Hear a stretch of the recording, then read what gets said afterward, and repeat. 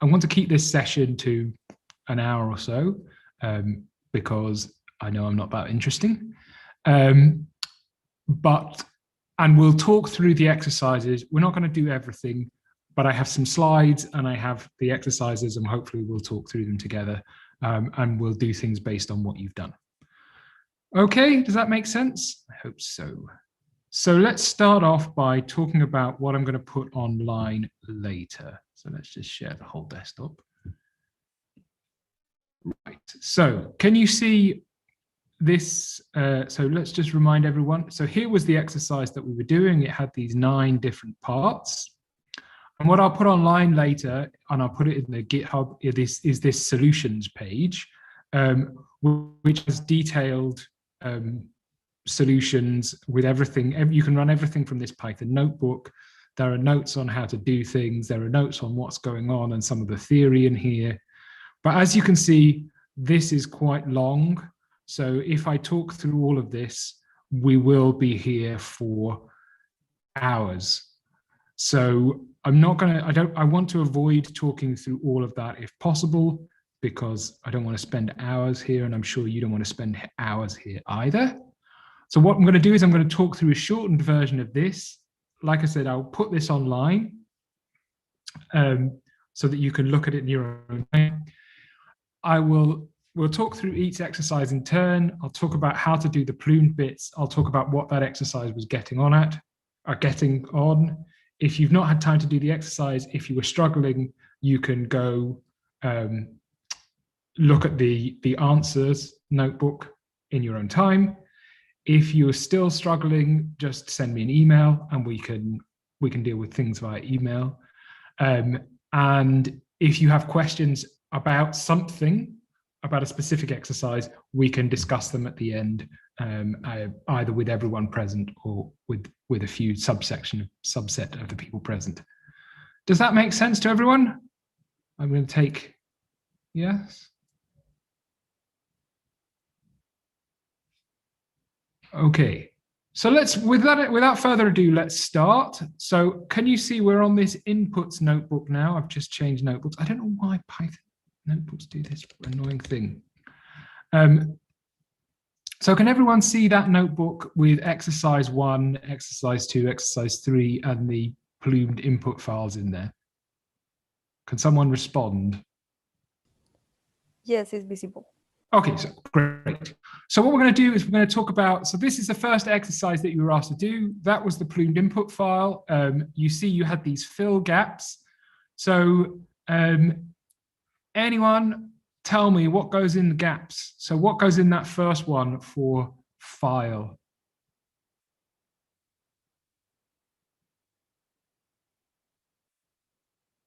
You put whatever directory your file is in.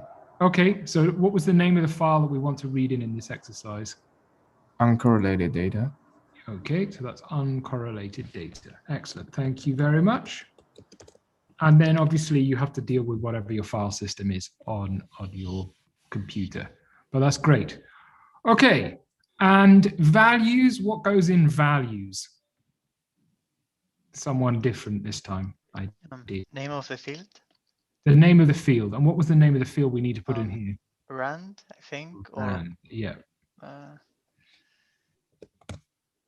Like that. Okay. Let's just show people how that works. So can you now see a terminal window? Yes. Okay, great. So this is just the data that you downloaded. If I head the uncorrelated data, that'll just show me the top of that file. And you can see that this has got the names of the fields. The first column is the time.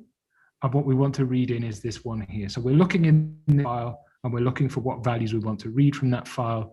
And the only value we can read is Rand. Okay? So that's where that comes from. So we're now back here.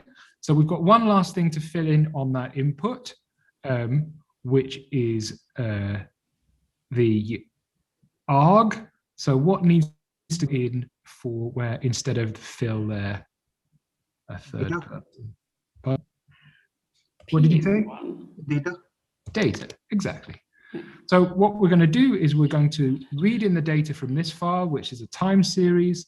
each of the values are then going to be passed to this average. They'll all be added together, and we'll print that average out on a file.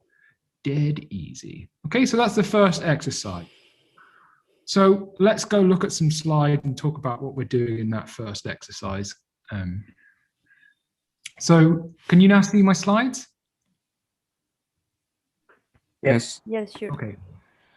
Great. So that's the first slide. Can you now see the second slide, which says some undergraduate statistics? Yeah. I'm sorry for being a bit paranoid, but we use Microsoft Teams at Queen's, and it's considerably shitter than Zoom. So that's why I'm checking everything. I've had problems in the past. So what I said was there were two parts to this exercise. The first part is a revision of some undergraduate statistics, and then we've applied this to PLUMED.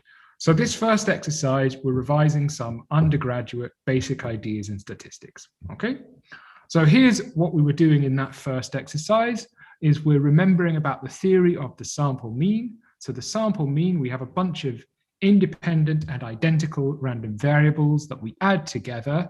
Those are our xi. We've got n of them in total, so we add n of those random quantities together, we divide by n. And what happens in that first exercise is we're plotting a graph that shows the value of x bar as a function of n. And can anyone tell me what happens to the value of x bar as a function of n? What's the behavior of this graph that we should expect?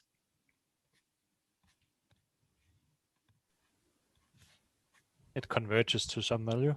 It converges to some value. So it's going to look like this, okay? So just to be clear, on the y-axis, we've got x bar, and on the x-axis, we've got n here. What's the value that this thing is converging to? The ensemble average. Pardon? It's converging to 0. And what's significant? I could hear someone say that. What's significant about ensemble 0? average. It's the ensemble average. Yeah, so that converges to the ensemble average or the expectation of the random variable if we're talking in terms of statistics. Okay, so that's the first exercise. That's what we were revising, and that's how you did it. So let's go now look at the second exercise. Okay, so we're back to the slideshow. In this exercise, we're making a free energy surface. This read line here is going to be identical to which line in this file? The first line, the second line, or the third line? First line. The first line, exactly. It's not difficult questions here. So let's just copy that in there and place it that one. Okay, so let's go through the histogram. What's the first fill going to be replaced by? Data. Data, thank you. Let's let someone else answer. What about this second fill? Someone who isn't Grid min. grid min, thank you. That's going to be grid on min. What about the second one here? Grid max. Grid max. Third one? Grid bin. Grid bin, excellent. And this last one? Kernel. Yes. Okay. This one here, this fill now? 3H. 3H. H. Okay. And then last but not least, what are we going to put in here? FES. FES. Excellent. On this line, there's something else that we could put in there. What's the other? What else could we put in instead of FES?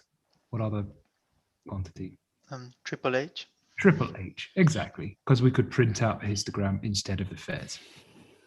So let's go look at and think about the. So that's how we fill in the plumed input. Let's go look at what that is telling us in terms of the exercise. So we will play from here. So when we go calculate that free energy, we get this grid file. Okay, when we plot the grid, we see it should look something like this. And what we're plotting there is the free energy. Now we know that the free energy is just minus kBt times the logarithm of the probability. And we are estimating that probability in a particular bin by saying that is equal to the number of times that the system visits that bin, ni, divided by n. And this expression for the probability is derived by using the theory of maximum likelihood estimators for a multinomial distribution. Okay, any questions before we move on to the next exercise? Is everyone reasonably happy? Sorry, when doing this exercise, I was wondering, like, is there a rule of thumb for us to like choose a appropriate bandwidth or kernel function? So there's we're not using kernel functions. We're not using kernel density estimation here. We're just using simple bins. So it's the simplest way of doing a histogram with bins. Okay. So what I generally do is I look and I check if the data is, I want how smooth do I want the data. So I run it with different sizes and I experiment until I get something that looks reasonably smooth. But yeah, but there are better rules that you can go and read some of the literature. And if I would be lying if I said I had the references at my fingertips for what those rules of thumb are. Okay. I see. Thank you. No problem. Okay, so that's the second exercise. Does anyone else have any questions before we move on? Yeah, can you please explain what exactly grid does? Grid. So basically, you've got your axis, okay, which is all the different values your CV can take, and then we've divided that into discrete sections. And we're counting how many times our variable falls in each of those sections.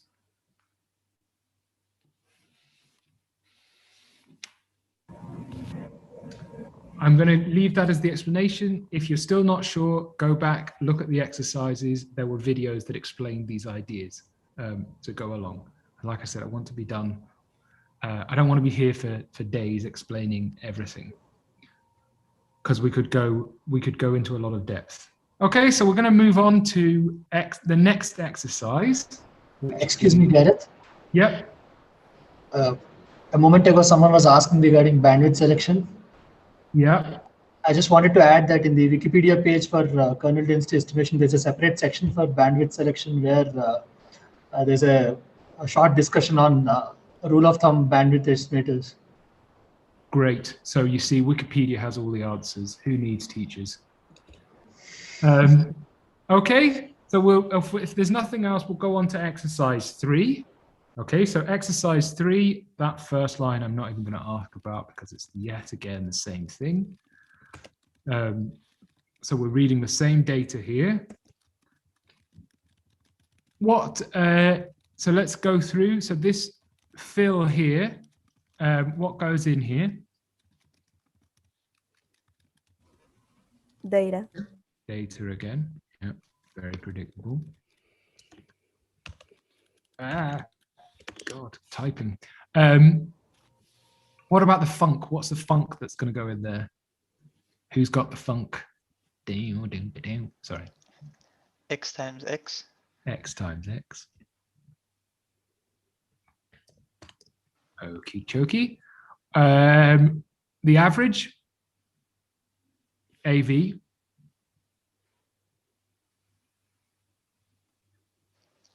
Data. Data, brilliant. This next one? D2. D2, brilliant. The next custom line? AV and AV comma AV2. Yep. Well done. I almost got it wrong. And then what is it that we want to print out to the Colvar file? VAR, variance. The VAR. And Okay, and what are we trying to calculate here with this input? Fluctuations. Variance of the uncorrelated data. The variance in the uncorrelated data, or the fluctuations, we can also call them that. Okay? Yes, yes. So let's have a look at let's have a look at the corresponding slides that we've got over here. So here we're calculating the sample variance with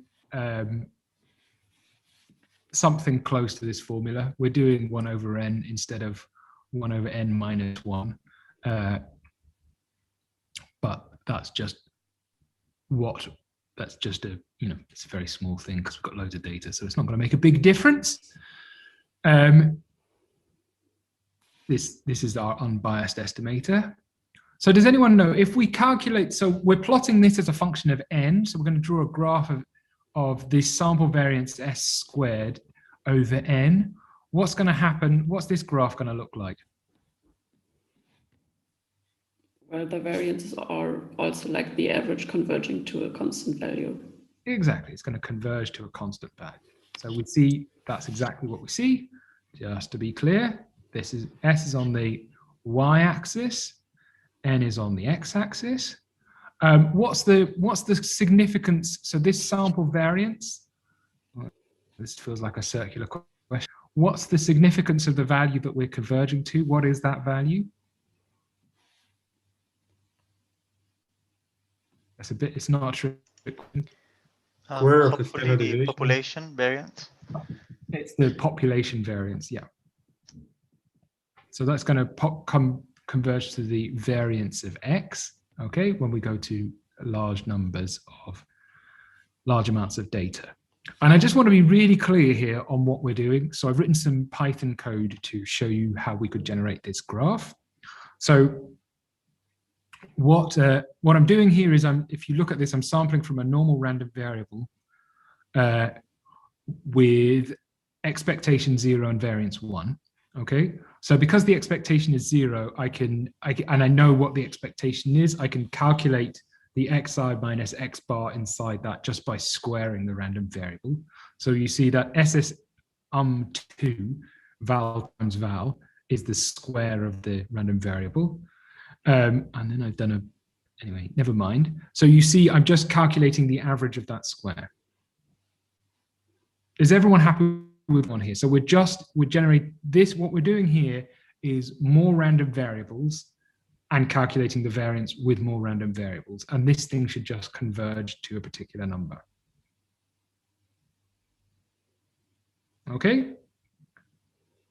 The reason why I'm being a bit pedantic about that explanation will come clear in a moment, because we're going to do something slightly different. And I just want to be really clear what we're doing and why this thing is different.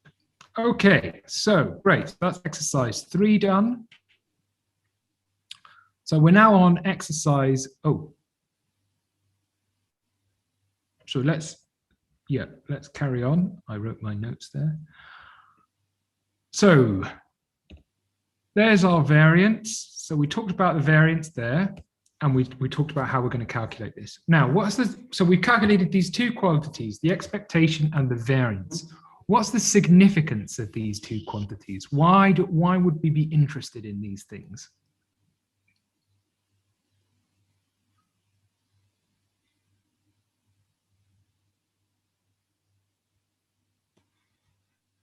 In terms of our distribution.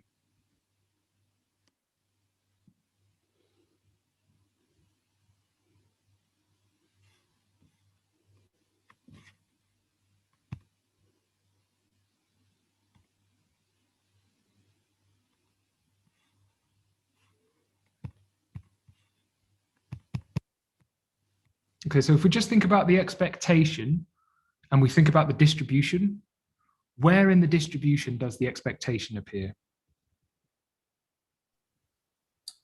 The expectation is the maximum of the curve. Yeah, it's going to be roughly at the maximum in our bell-shaped curve. Okay, so that's going to be our measure of centrality if we've got the good old Gaussian, which we have 90% of the time. So the expectation is going to give us our measure of centrality for the distribution. So that's where the center of the distribution is. And the variance, thinking that way, what's the variance going to give us? About the width. It gives us the width, exactly. So this is why we're interested in these two numbers. So the expectation, which is sometimes called mu, is the center of the distribution, and the variance, which is sometimes called sigma squared, is going to tell us about the width of the distribution. Okay? So this is why we're interested in these two quantities. So Srinath, can you turn off your mic, please?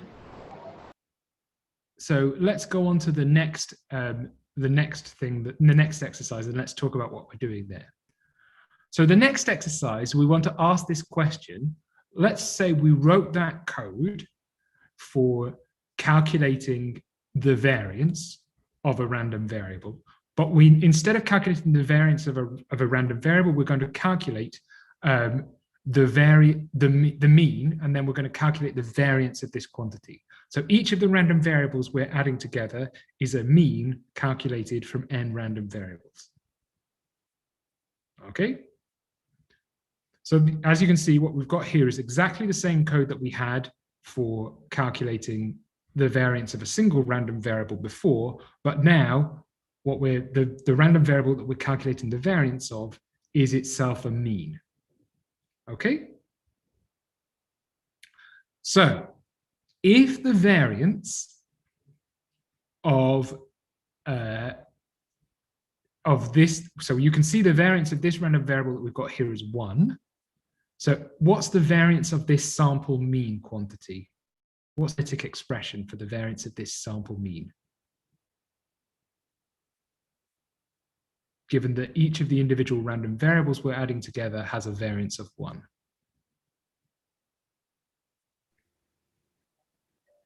One. No.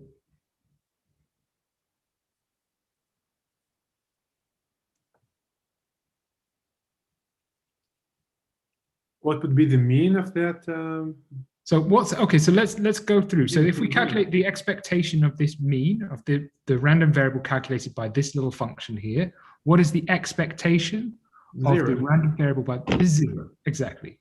And what is the variance of the random variable calculated by this function? Should be 1. No. 1 over n? Yes, it's 1 over n. Okay? So this is why we calculate means, because means have smaller variances than the individual random variables. Okay? So we calculate the mean of this thing here. And what we see is that as we increase, what's happening here is we're increasing the n here, and this is the distribution that we're sampling as we increase n. So you see that distribution is getting narrower and narrower and narrower as n is increased. But importantly, it's not that we're calculating the sample variance from more random variables. It's just that the random variables that we are calculating the sample variance for each time are different. They are calculated by taking a mean from a different number of random variables. And we have this result that the variance of the mean is equal to the variance of the random variables we added together divided by n. Okay, that is the critical result from this basic statistics part that we need to understand. And the derivation of that is not particularly difficult. If you go on the exercise, the derivation is explained. You can find a link that explains that derivation to you. But it's really important. And if you understand that, then the rest of this is relatively straightforward. Okay? Anyone got any questions before we go back to doing the exercise? Me one. So I understood the derivation of the formula, but I don't quite get what's the meaning of the variance of the mean. Okay. I mean, I know the meaning in terms of how to calculate it, but I don't quite get the concept. Is it related to how certain you are of the true population value of the mean, or? So the point that we're making, the point at the heart of this is if you've got a random variable, you've got a random variable. That's profound. If you've got multiple random variables and you add them all together, you've got a random variable. Yeah? Now, whenever you've got a random variable, that quantity has a distribution. And we can say one random variable is identical to another random variable if their two cumulative probability distributions are the same. That's what it means for two random variables to be identical. This random variable can be equal to 3, this other random variable can be equal to 9. It can still be the same if the distributions are the same. So we have this different definition of what it means to be identical. Now, what we want to do is we want to say, right, so we've got a random, we now calculate a sample mean from a bunch of these random variables. What's the distribution that is sampled by this sample mean? Because if we want to say that this is identical to something else, we need to be able to say something about its distribution, because unless we know its distribution, we cannot say anything. So what we do instead of getting the distribution is we get the expectation and the variance of that quantity. And that allows us to say, okay, and that allows us to infer what the distribution is, because basically everything is normally distributed because of the central limit theorem. I see. Thank you. Okay.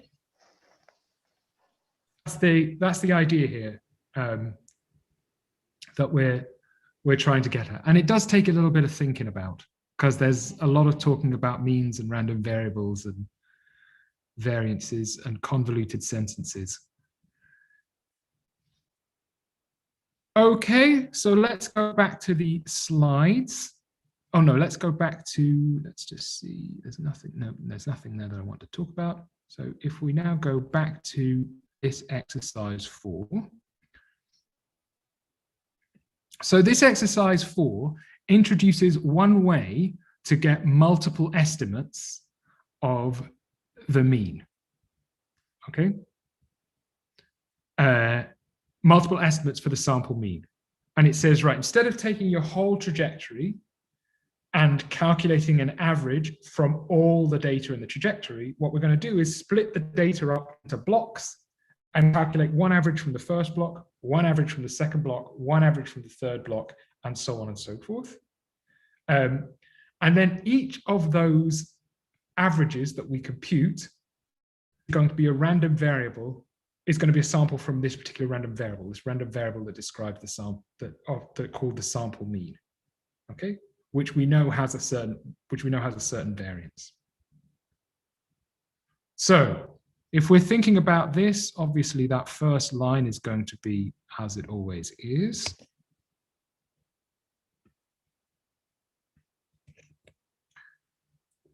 This second line, what goes in for fill here? Data. Data, exactly. What goes in for, what do we want to print here? AV, the average. And how often do we want to print? 500. Every 500. Why do we want to print every 500? Whoever said that? To have independent blocks. Yeah. What from this input is happening every 500 steps? The average is calculated. Pardon? So from the last 500 data points, the average is calculated. Yeah. How do we know that? With a clear keyword, we basically delete all the other data points and then just accumulate the last 500. Exactly. So the clear keyword says every 500 steps, what you're going to do is throw all the stuff that you've added into this accumulator quantity away and start again from 0. So by setting these two numbers identical, the clear here and the stride here, to the same thing, this is saying that we're printing out an average from each 500 steps. So each of these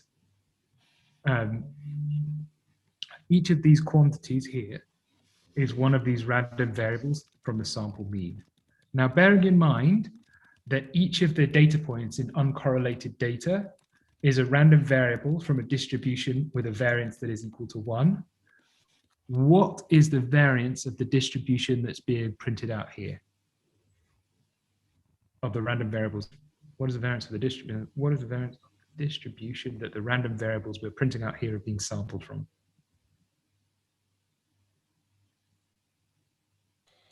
Well, it's the distribution of the block averages. It's the distribution of the block averages, which is a distribution with, if the variance of each of the random variables you're adding together is 1, the variance of the distribution of block averages is 1 over n. 1 over n converges to 0, right? 1 over n, and what is n? Number of blocks. No. Number of samples in the block. Number of samples in the block, and how many samples are there in the block? 500. 500, yeah?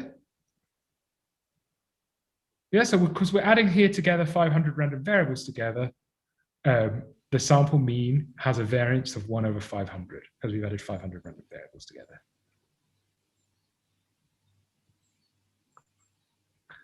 Best way to understand all this stuff, in my opinion, is to go write some short Python programs and mess around and convince yourself that all of these things are true. Because then you're not saying sentences with lots of words in that are the same. You're writing these simple Python codes and you're saying, ah, yeah. Okay, I see what I'm doing. Okay. Is everyone happy with that? So we've got this idea of block averaging here that we've introduced for giving us multiple elements of an average. Right, so now we go on to slide 8 in here. So what we want to do now is we want to go back to calculating the histogram. And the reason that we want to go back to calculating the histogram is that when we calculate the histogram and the free energy surface, when we calculate the free energy surface, we need to quote an error bar on that quantity. If you remember, when we calculate the histogram by taking Ni divided by N, yeah, Ni is a random variable that is equal to, we can think of that if we want as a series of random variables that are either 1 or 0, either we're in the bin or we're outside the bin. So what we're going to do here is we're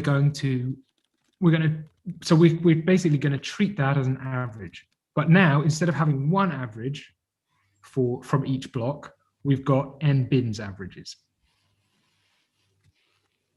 So let's go through that. So we know that the free energy is equal to the negative logarithm of the probability.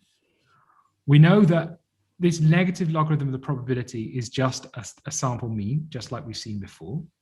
Okay. So we need to know the variance of this sample mean, which is by this formula that we've just talked about for the variance of the sample mean, which is the variance of the underlying random variable divided by n. We can calculate, so that's the variance of that random variable. We can estimate that using this formula. Hopefully you can't see. Can you, when I share the screen, can you see your cells here on the right, or can you see the formula underneath you? Yes. So can you see the formula? Yes. Okay. I can't see the formula because all of your pictures are above it, but I will trust that you can see that formula. So you see that that formula is just the expression for the variance that we know and love. Okay. But that's the variance of xi. To get the variance of x bar, which is what we want, we need to divide that by n. And when we divide by n, the n in the top line of the Bessel correction at the front disappears. And we get this formula for the variance of x bar. Okay. And then when we propagate that through using the Taylor series to get the error in the free energy, we get that expression. Okay, and that is our error bar on our estimate of the free energy, which we can plot there. And we can see now, instead of having just a single line. We've got that region, and that region has a meaning in terms of the probability distribution that we're sampling from. So if Oscar, whose name I can see, goes off and does the same experiment I did, generating the same random data, there should be a 60% chance that his curve will fall, that he estimates will fall within that region of my graph. So he can tell whether or not his results are the same as mine, whether we're sampling the same statistical distributions. Because remember, because everything's random, identical means the distributions are the same and not that the numbers are the same. Okay, so that's the idea there. Let's go back to the exercise, see how we do that with Plumed. So here's exercise 5. Oop, yet. Let's copy you because we know what that's going to be.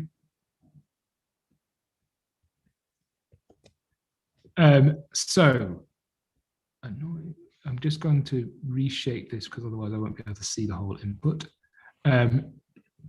So here, what's the arg for what goes into this fill space here? Data, thank you.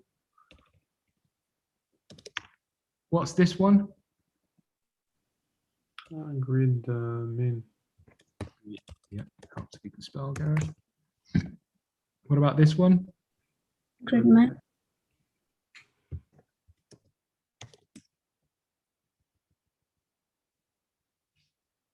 What's this one? Grid bin.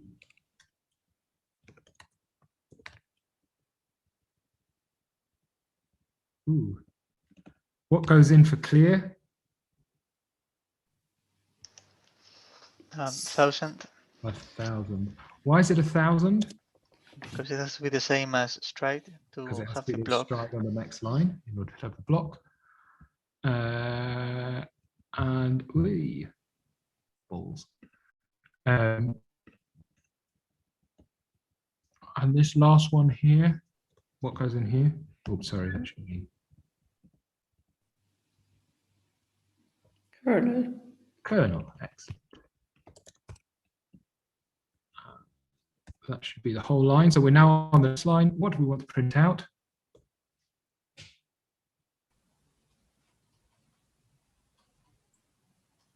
HHS. Excellent.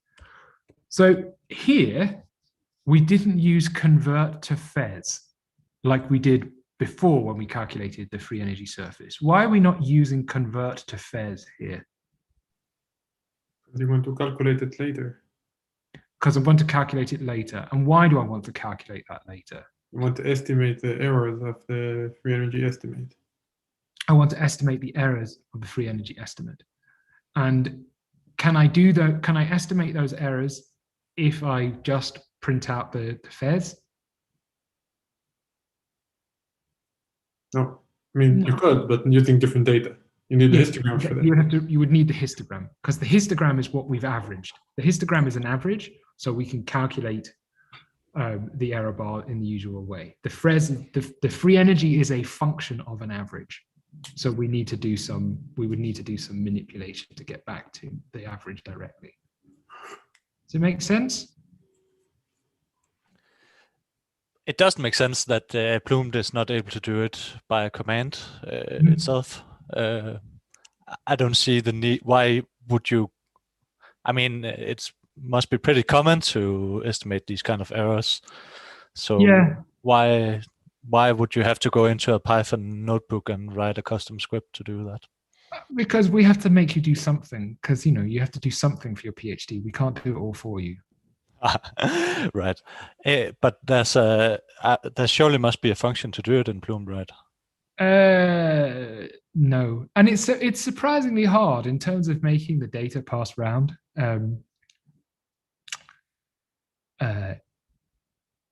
Then no, and also, I mean, the thing is, when you start actually trying to implement these things, and this is an interesting subject, is inevitably, whenever you've got something implemented, someone will want to do something with it that is not there, or they will want to do some variation. So this stuff that this technique of block averaging is so essential in terms of actually being able to do some analysis of the data, that it's one of those things that you should really know how to do yourself. But we shouldn't automate. I don't think we should ever automate this sort of stuff, because we want students to be able to do it, because you need to be able to think, okay, if I want to calculate the difference in free energy between this region and this region, how do I do it? And also, to a certain extent, you know, the nice thing about programming languages is that they're very simple, because you can only do a very small number of things with them. And the problem is, the minute you start putting more functionality into the codes, the more complicated they become to use. And what you see is the people, you know, at a certain point, it becomes nicer to have the actual programming language, because it's simple. You don't have to read a lot of manuals. You learn a lot by doing things yourself, especially with Python. And you see that these codes for doing the averaging and the block averaging themselves, we put them online so that you can get started, and they're not that complicated. Oh, thank you. That's my that's fine. I just wondered why. Why? Yeah, Thanks. so we're not going to, it's so because inevitably people are always doing more than it's there, and we want people to learn some of this. Okay, great. So that's got us to the end of exercise 5. Okay, and all this sort of theory that we've introduced. So let's just quickly review. So that's our basic undergraduate statistics that we want to sort of be able to understand in order to be able to do this. And the key fact is this idea that the sample mean is a random variable, and it has a variance that is equal to the variance of the underlying random variable divided by n. Okay. Now, let's think about applying this data to PLUMED. That's the next stage. And we said that, like, when it comes to applying the data that we've got from, last week when we did the introduction, we said, we talked about basically how the first half was going to be that revision of that undergraduate statistics, which is what we've just been through. And the second half was about the application of these ideas to PLUMED calculations, to doing calculations with PLUMED.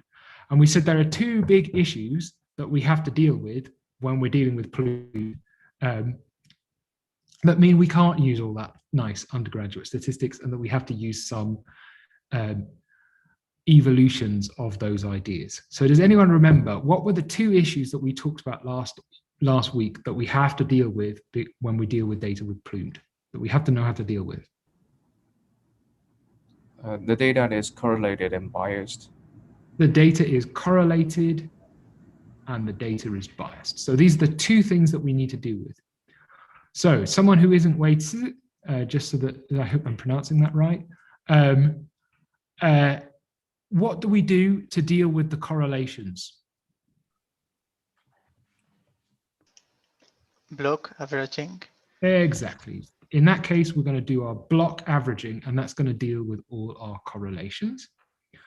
And what about oh, for goodness sake, guys. This question is really stupid, but what about the effect of the bias? What do we do there? It's not a trick question. I know that it's written on the slide, but just humor me. Reweighting. We do reweighting. Okay. It's written on the slide. It's written on the slide twice. Oh well. So we need to do this block averaging for the correlation, and we need to do the reweighting. Now, there are 2 exercises there, exercises 6 and 7, which are just about the block averaging, and they're sort of illustrative to show you, as much as anything, what happened, what it looks like, that, you know, prove to you that when you have correlated data, you see artifacts and you see that the variance comes out smaller. So the business about resampling, bootstrapping. I introduced that bootstrapping exercise to show you, look, you can do bootstrapping on the raw data when the data is uncorrelated. If you do bootstrapping on the raw data, when the data is correlated, the variance comes out smaller. So that's what you see in exercise 6, sorry. So that's illustrative. As I said, it's in the notes and it shows you in the notes that I will post later, the solutions. And exercise 7 talks about how to make that graph showing the size of the blocks as a function of the size of the error as a function of the block size. And again, it's in the notes how I did that, and you can look through that in your own time. If you have questions, please do just email and ask. So I'm going to dive straight in and go to the weighting and exercise 8. Okay. So let's see what I had in here. I'm going to go straight to exercise 8. Slides 9 and 10. Okay. And we're going to dive into this input here and try and fill in the blanks in this input. Okay. So we want to do the weighted. So what data set do we want to analyze now in this exercise 8? Weighted data. Weighted data, excellent.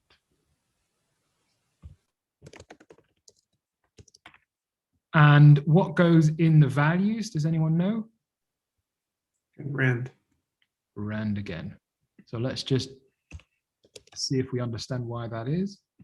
So if we do head weighted data, oh, it only has Rand. Okay, I didn't print out the weights. Great. Okay, so in goes Rand again. So now we're doing rated data. So now let's go in this average here. What goes here? What is it that we want to calculate the average of?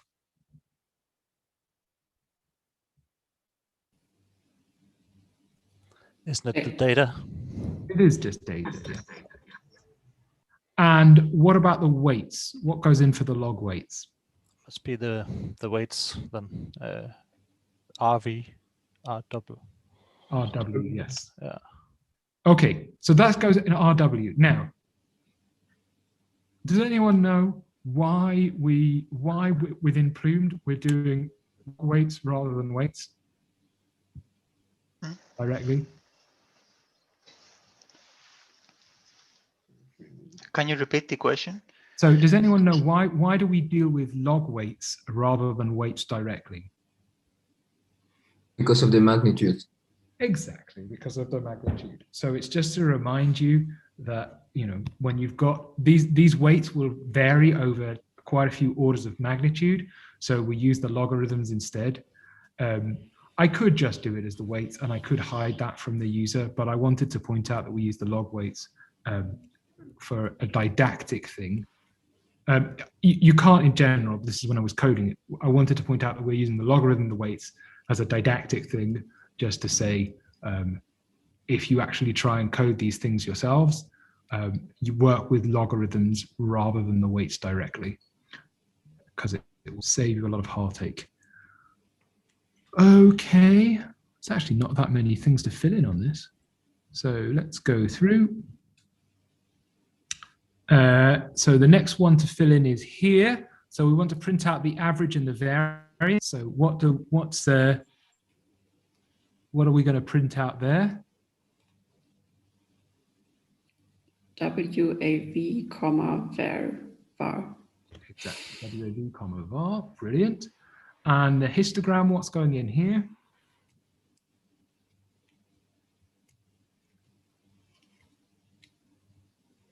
Data. Data, yep.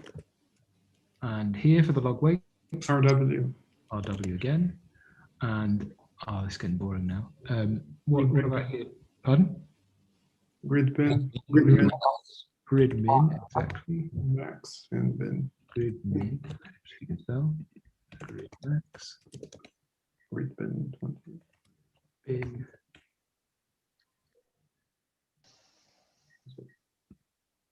One question though.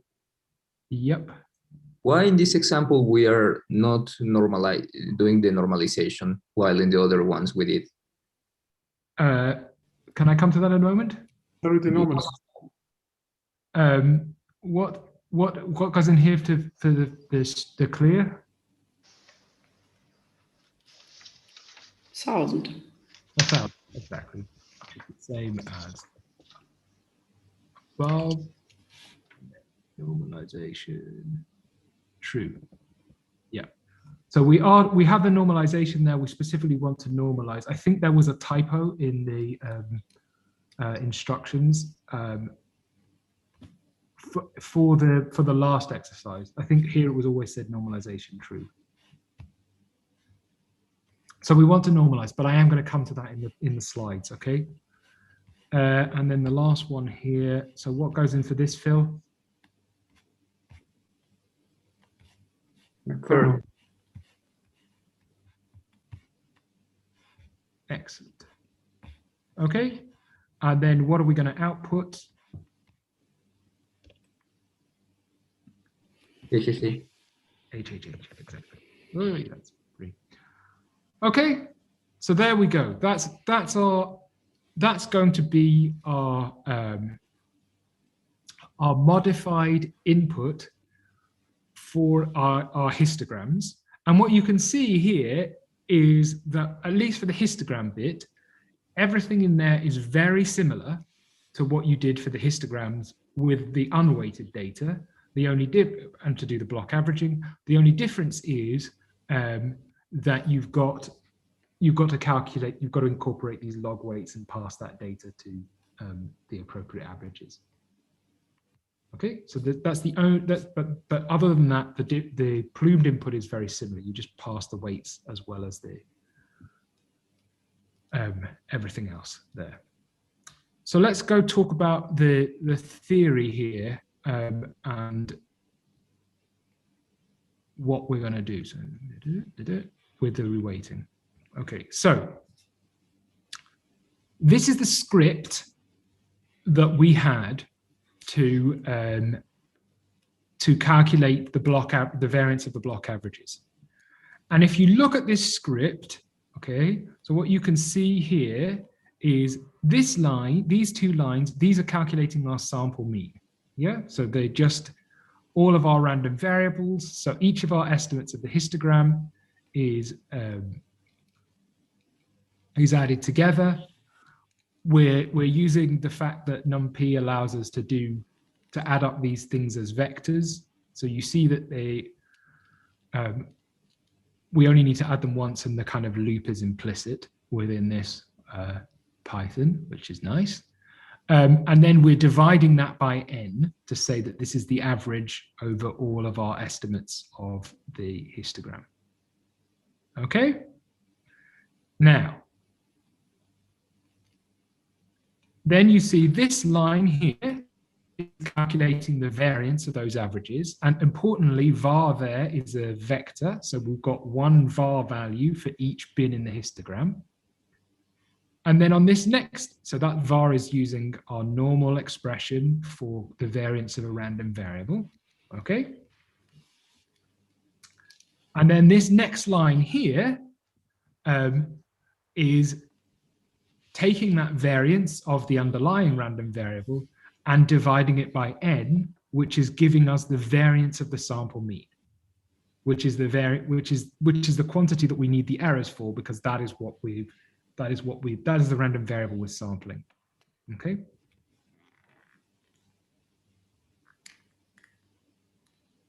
Does it make sense? So the hardest bit of this whole exercise was adapting this code to work with the weighted data. So, yeah, and that's the expression for the thing. So let's just remind ourselves of the relevant theory.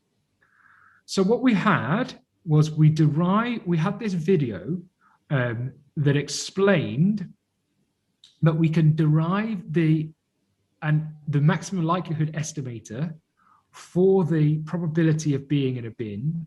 We could derive this expression here, which we could alternatively write as wi to the minus 1 multiplied by xi. Okay, so that then we have just a product of two things. Now, notice that in this expression, this is a proportionality sign.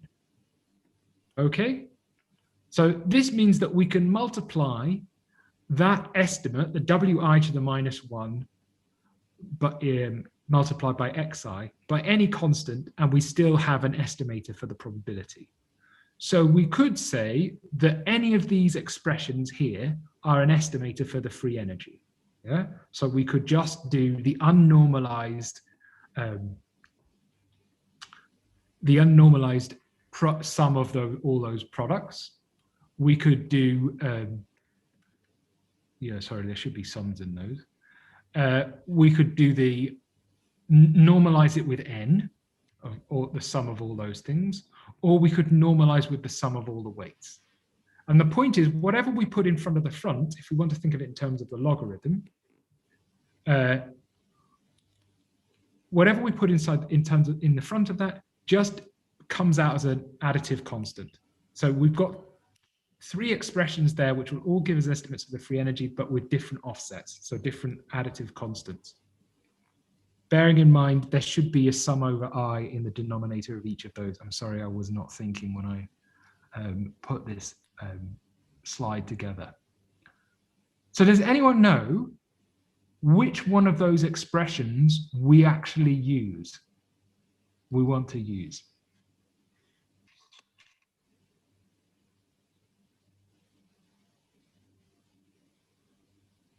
The last one.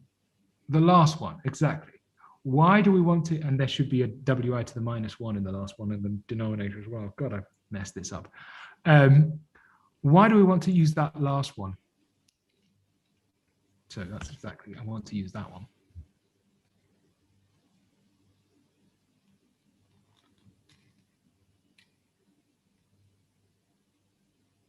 Because it's a weighted average. Because it's a weighted average. And because it's a weighted average, what's special about the fact that it's, what do we know about weighted averages that we don't know for these other quantities?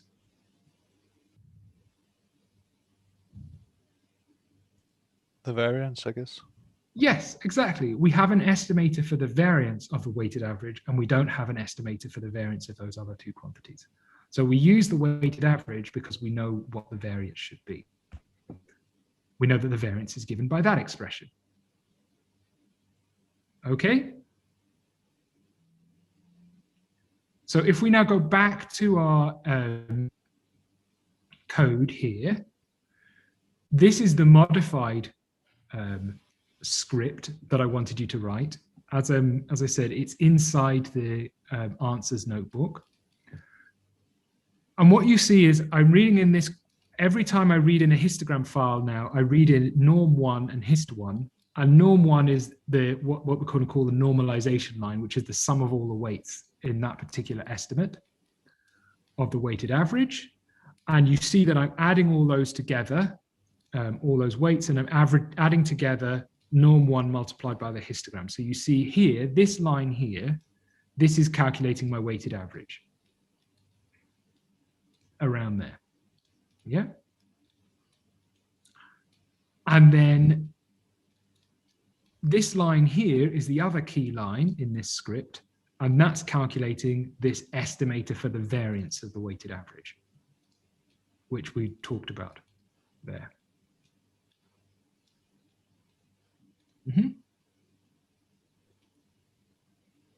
But everything else in that is pretty much the same as we had before.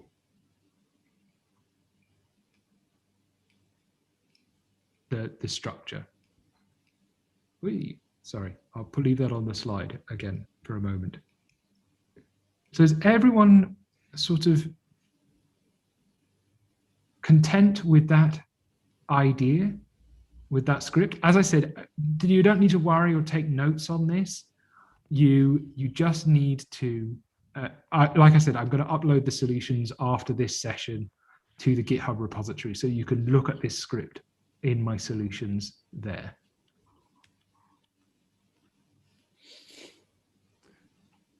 I just want maybe one clarification. Mhm. Where in each analysis file do we keep the weight that corresponds to a specific bin, I guess, in the histogram? Okay, so let's have a look at those files just to be clear on that. Let me get my terminal up.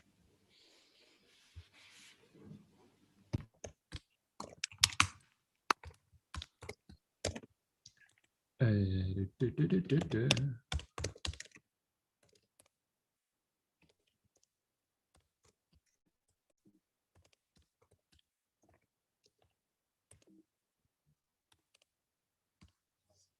So here's one of those histogram files. Okay, so you see you've got that fields line which tells us what's in each column. And then you've got this line with set normalization that I'm on here, and that is the total value of the weights in that bin. Sorry, the total value of all the configurations. So that's the sum of all the weights, 1,189.48, and so on and so forth. Then you've got, oops, that's the minimum, the maximum, that's the number of bins. The data is not periodic. And then this here, these are the bins. And then on the right, we have the corresponding probabilities in those bins. And those have been normalized in this output. So if we do a little check, he said confidently.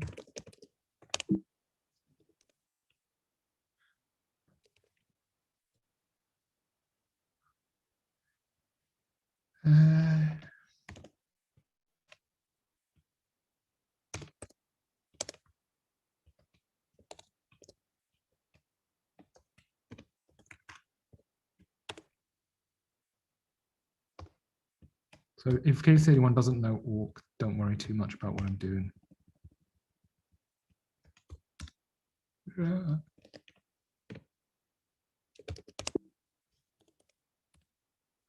Okay, great.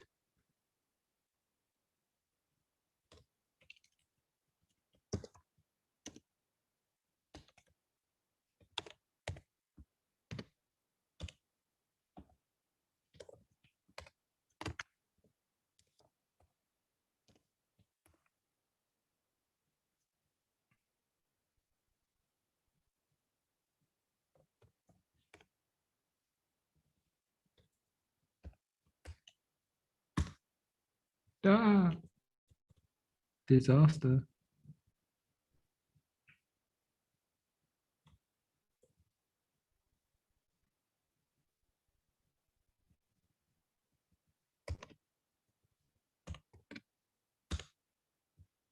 Oh, okay, fine.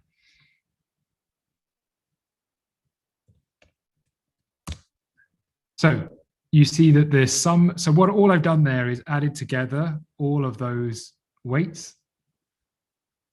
And you see that they add up to 1, so that the data is normalized.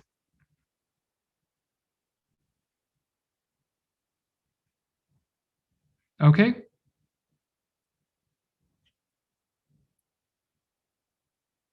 Great.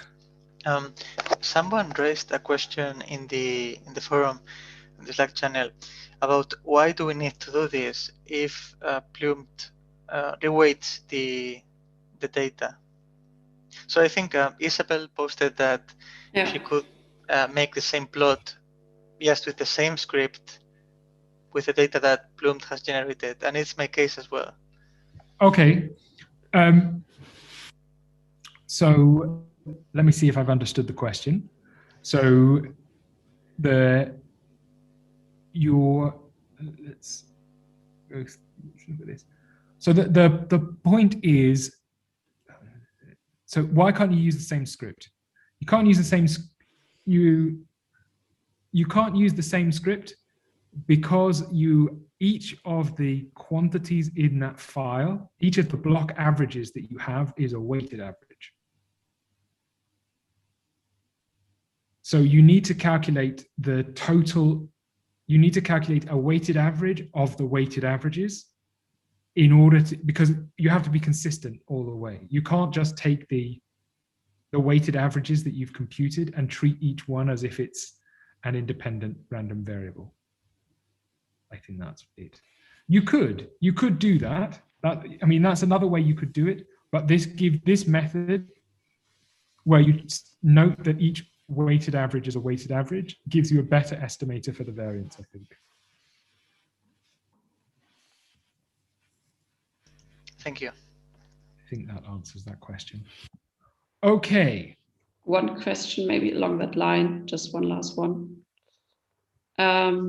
So this log weights command in the histogram command basically is then re-rating our weighted data. So we obtain an unweighted, sorry, a re-weighted histogram in the end, right? Which is exactly okay, off the bias set. So instead of adding 1 each time, you add the weight that comes from log weights. Okay, okay. Okay, good, great. So let's go look at exercise 9. So exercise 9, we try to do some metadynamics here. So what goes in on, so we've got this input that we set up. Does anyone know what goes in for com here?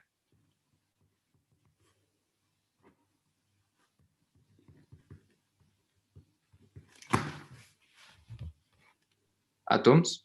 Atoms, okay. And is that it? Just atoms? Atom equals 1 to 7. 1 to 7, yeah, because we want to calculate the position of the center of mass of the 7 atoms in this system. What goes in here?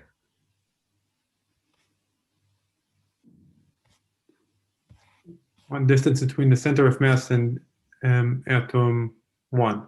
Okay, and how do we specify that distance? Atoms equal COM, comma 1. Sorry, what did you say?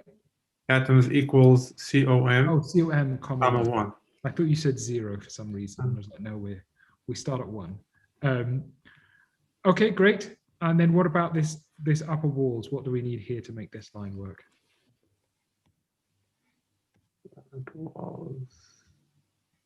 We need to look at the exercise maybe in order to remind ourselves. Well, Gareth needs to look at the exercise in order to remind himself. Now he's talking to himself. Lockdown is not okay. Right, there we go.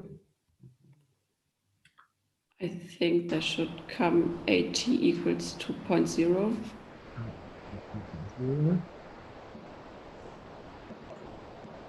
0. And then what else do we need? We need kappa. Kappa.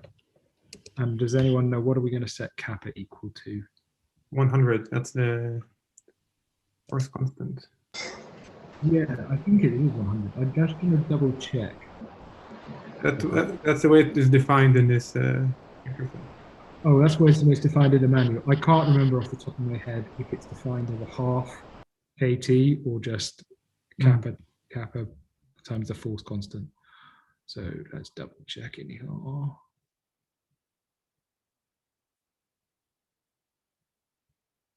Yeah, 100. So you were right. Okay. And then we're going to do the same here for 2, 3, 4. I'm not going to do all that. It's just boring. Okay. What goes in here for the coordination number? So what needs to go in for the species?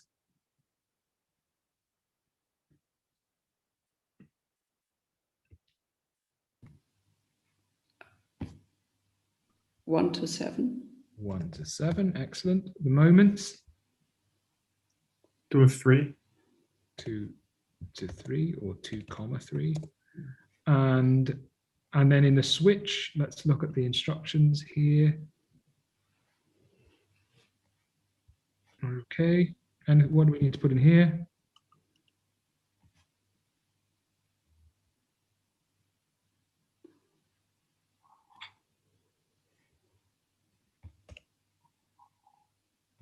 in R naught and R naught.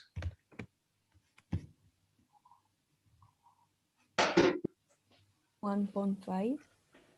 0.5, excellent. And does anyone, and do we need to NN and MM? Did we do that as well? What would NN and MM be? 8 and 16. 8 and 16, yeah, great. I can't remember if those are the defaults or not, but we'll put them in anyway to be sure. Okay, and then we see we've got that being the switching function. So the NN is that, MM is that, and R0 is that 1.5 there in the definition of this thing. Okay, what are our arguments for the metadynamics? The 2 moments. The 2 moments, and how do we specify the 2 moments? C1 that. Yeah. Moment, that moment 2, and then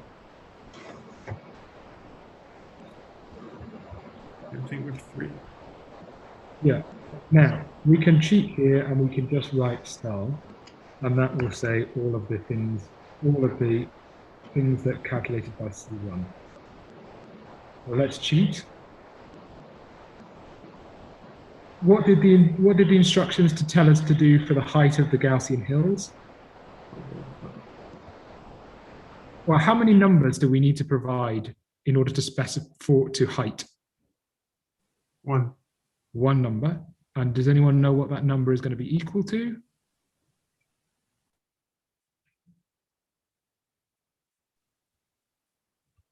.05. Oh, that's Yep. Okay. How many numbers do we need to provide to pace? 1. 1 number. What's that number going to be equal to? 500. 500, exactly. What's pace telling us? How often Gaussians are deposited? How often Gaussians are deposited? Okay. How many numbers do we need to provide for sigma? 2. 2 numbers. Okay. And what are those numbers going to be equal to? 0.1 each. 0.1. Exactly. And then I think that's everything specified on that line. Yep. So there we go. That's our metadynamics input. Here, this is basically the same. So let's not talk to this. Let's not talk about this. 2, 3. All of this MacGuffins.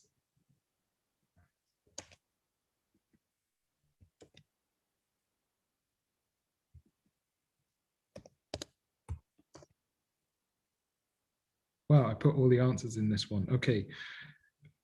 What's the difference between the metadynamics command here and the metadynamics command up here? What are the differences? There are 2. Pardon? Pace. The pace. Okay, so the pace, and then there's what's the other difference between this line and that line? The restart. The restart. Okay, so we're doing a restart here because we're reading in the bias. So the pace is set to this enormous number. Does anyone know why are we setting the pace to that enormous number? To not put any Gaussians during the analysis. Exactly, to not put any Gaussians during the analysis.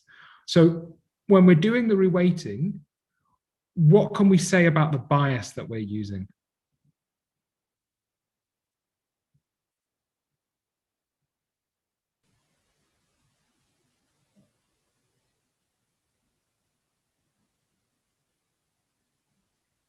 Is constant. It's constant, and from where in the simulation are we taking the bias? Are we taking the bias that was there in the metadynamics at the beginning, in the middle, at the end? At the end? At the end. Yeah, we're taking the final metadynamic bias and we're using that to reweight the whole simulation. So we're nearly there. Let's just do these last couple of things in here. So what goes in for the log weights?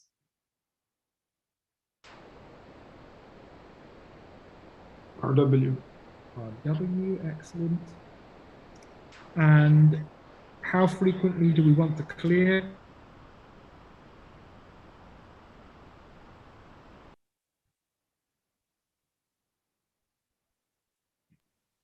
With the same stride. With the same stride, okay. And what is the same stride? 2500. 2500, exactly. Okay, and that's all our inputs filled in. And then we can do our analysis, and we can get our two-dimensional free energy surface out by doing the reweighting. But like I said, I'll put the scripts online so that you can look through what I actually did.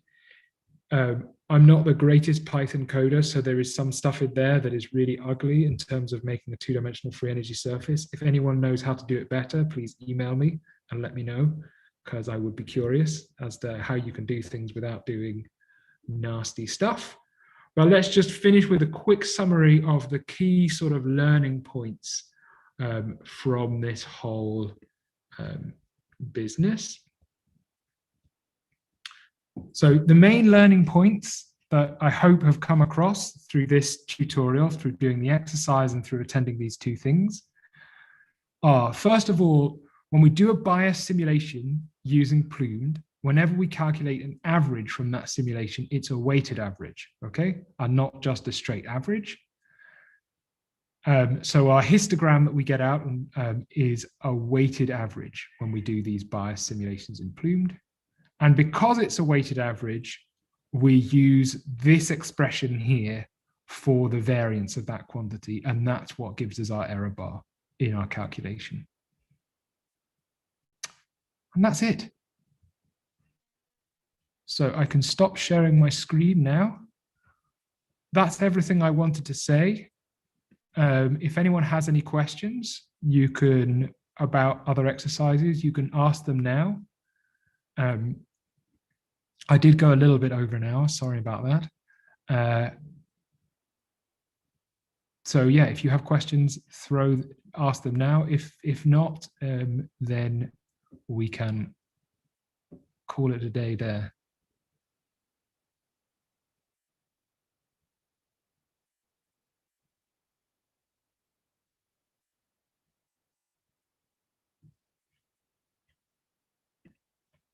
Yeah, I had one question. First of all, I think it was great the way you mixed theory and practice in the tutorial. This is a very advanced topic in general, and it's very difficult to find context-wise clear explanation of the theory and the application of these things. So thanks a lot. Okay, thank you. In this sense, and to balance this compliment, I was very confused by, in exercise 7, the proof about the expectation of the, no, the weighted averages. The expectation of the weighted average is the mean, the average itself. Yeah. I followed the proof, but I was completely baffled by the meaning of that. Yeah, it's so. Which proof was it? Because I did two. So you did the one with the free weights. This is the video with the frequency weights, yes? I think so. So let me check.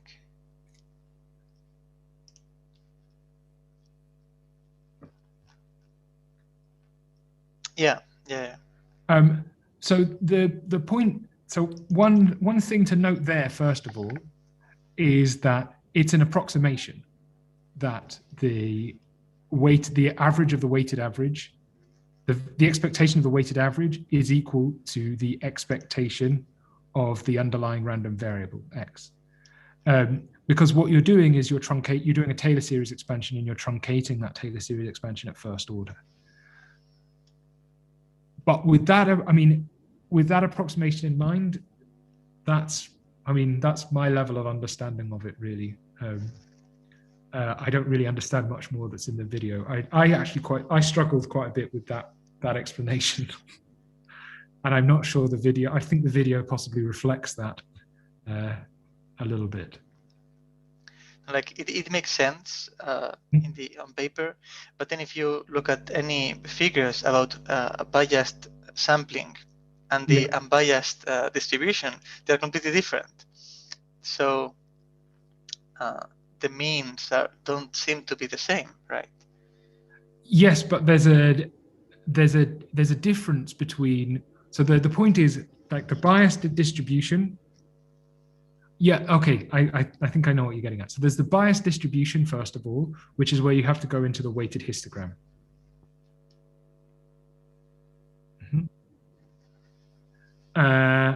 And what we're talking about when we're talking about that weighted average of the mean, we're talking about, imagine that you sample from a different distribution.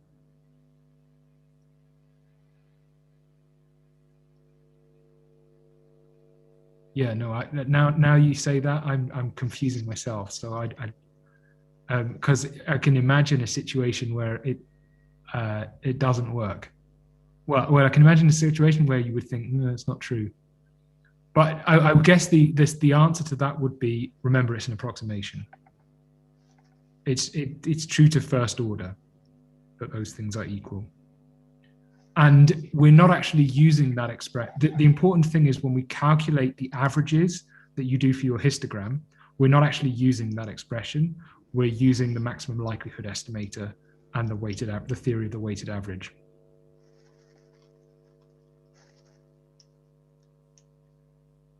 Yeah, because I mean, like, I got really stuck. At one point I was trying to calculate the weighted variance, and then I got completely stuck on the derivation myself, and so I took it out because I was like, I don't actually know how to do this.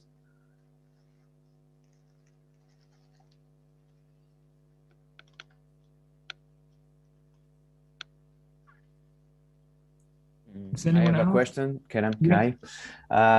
In Plume, there is different method to calculate the weights, right? For example, the reweight bias keyword, or weight meta D, or RCT calc, RCT, I don't remember the name, calc RCT, for example, for the metadynamics. Which are the difference between them, and which one I have to use? It depends. Okay. So there's different methods. So there's reweight bias. Okay, so there's various different things. There's reweight temp, first of all, which is, let's say you're running at a higher temperature and you reweight to a lower temperature. In practice, no one really uses that, or that's used very rarely. There's reweight bias, which is assuming that your bias is static, and which is not true of metadynamics. We know that metadynamics, the bias is time dependent. Okay. But what people do, what you'll see a lot of people do in terms of their reweighting, is they just say, what we did in that exercise is we take the final bias and we use that to reweight the whole trajectory. Okay. So that's one way to do it. Now, another way, which is that what you get in metadynamics is the C of T, which is basically the ratio of the partition functions in the unbiased and biased distribution. So that's C, if that additive constant, if the bias is fixed, is a constant. It doesn't change with time. But in metadynamics, it's time dependent because the bias changes as the simulation progresses. So what people have done is come up with methods to basically estimate that CFT as the simulation progresses. And by doing that, what it means is that you make better use of all the data in the simulation trajectory. So if you think about the reweight metad, and remember that the biases enter as the exponential of the bias.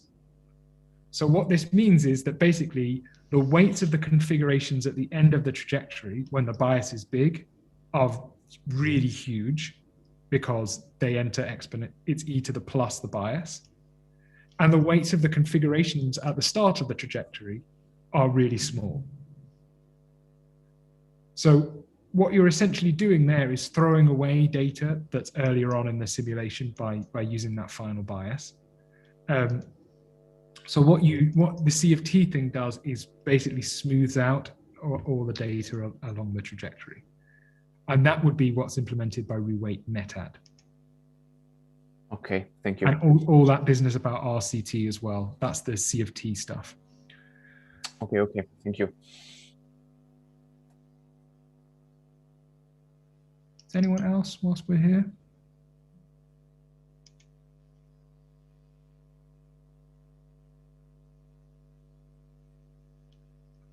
Okay.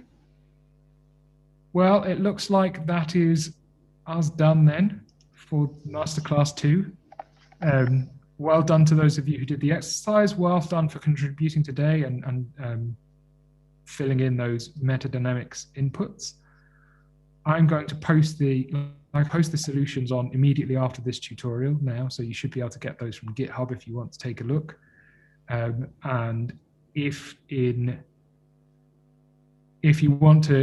you're looking at those and you're confused by anything and you want to ask a question, similarly, if you know how to do free energy surfaces, 2D plots in Matplotlib better than I do, drop me an email and let me know.